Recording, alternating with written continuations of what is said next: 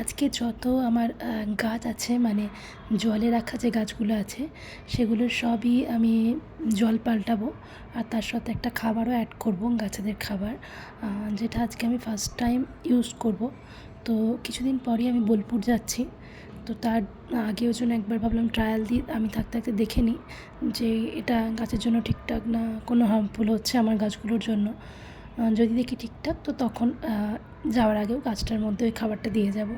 সেজন্যই আজকে এখানে একসাথে সবগুলোকে জড়ো করা। আমি প্রতি সপ্তাহেই জলটা পাল্টাই, কিন্তু তাও দেখো গাছগুলোর মধ্যে কীরকম ধুলো পড়ে গেছে। আর এখানে সবই মানি প্ল্যান্টই আছে আমার। জলের মধ্যে আমার শুধু মানি প্ল্যান্টই আছে, আরও এমনি বাড়িতে তো আরও অন্য গাছ আছে, যেমন স্নেক প্ল্যান্ট আছে।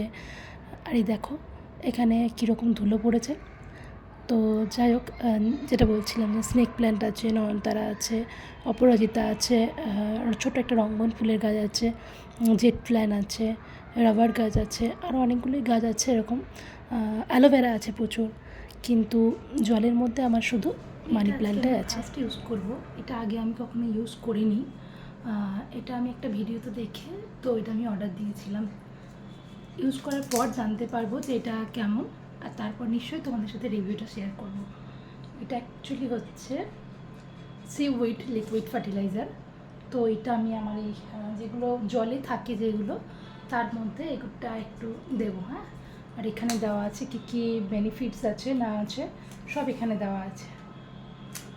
এই কাঁচের কন্টেনারের মধ্যে আমি সবটাকে মিশিয়ে নিয়েছি, জাস্ট অল্প 1 চামচেরও কম আমি এখানে দিয়েছি। আর জল তারই মধ্যে দেখো কালারটা কেমন হয়ে গেল।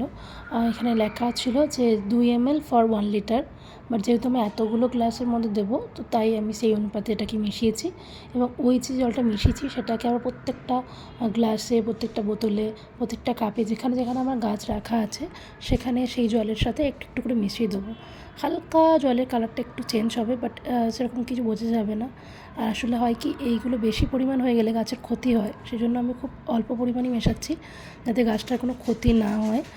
এবং এখানে লেখাও ছিল তাই 1 লিটারের মধ্যে 2 ml, মানে বুঝতেই পারছো খুবই কম। তো সেই অনুপাতেই আমি এখানে দেওয়ার চেষ্টা করেছি। আর এই যে পাতাটা নষ্ট হয়ে গেছে বলে আমি কেটে দিয়েছি, বাট এর নিচের গোড়া থেকে শেকড়ের সঙ্গে আর একটা পাতা বেরোচ্ছে, তো সেজন্য আমি ওটাকে আর ফেলিনি, ডালটাকে রেখেই দিয়েছি যে ওই পাতাটা তো বেরোচ্ছে তো থাক। এখানে ছোট্ট ছোট্ট আরও 2-1টা পাতা বেরিয়েছে, তো সেজন্যই দেখালাম। যখন ছোট্ট পাতাগুলো বেরোয় খুব ভালো লাগে, ছোটো বাচ্চার মতো। এখানে আমার একটা দিদি একটা স্নেক প্ল্যান্ট এনে দিয়েছিল, খুব সুন্দর গাছটা ছিল।